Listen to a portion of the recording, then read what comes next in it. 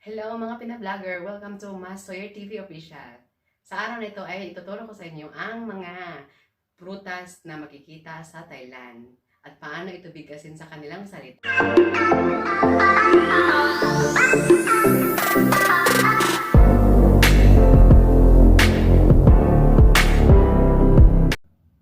Before natin ipagpatuloy ang ating vlog ngayon, please like and subscribe to my channel and press the bell icon to get new videos and updates.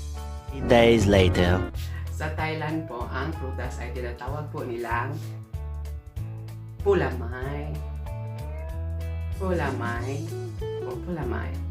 Yun po ay, ibig sabihin ay fruits. The first fruit that we're going to talk is mango. Yes, mango. The Thai words of mango is มะม่วง มะม่วง Mamuang. Mamuang. yes. Ang pangalawa pong prutas ay ang grapes. Again, grapes. Ang grapes po ay องุ่น Angun. okay. And the third fruit we have is durian.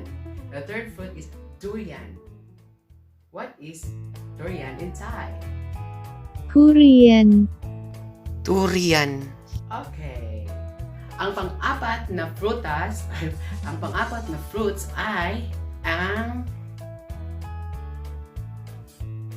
orange. Ano naman ang orange sa Thai? ส้ม ส้ม Som. Alright. Okay. The fifth fruits that we have is apple. Apple.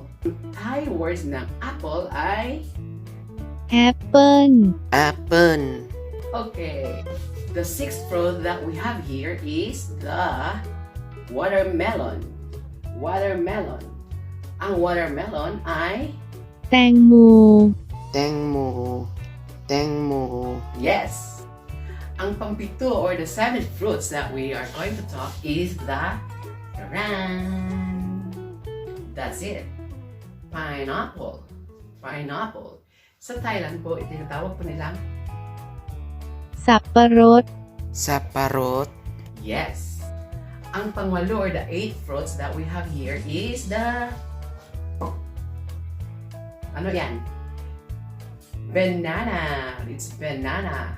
So, ang banana po nila ay tinatawag nilang กล้วย Gluay. yes, that's correct. Ang pangsiyam or the ninth fruit that we have here is mangosteen. Yes, the mangosteen. In Thai, the mangosteen, they call it as มังคุด Mangkut. yes, that's it.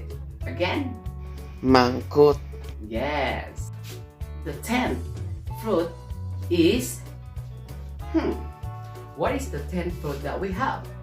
Color is green. Okay. Oh, here. Guava. What is Thai word of guava?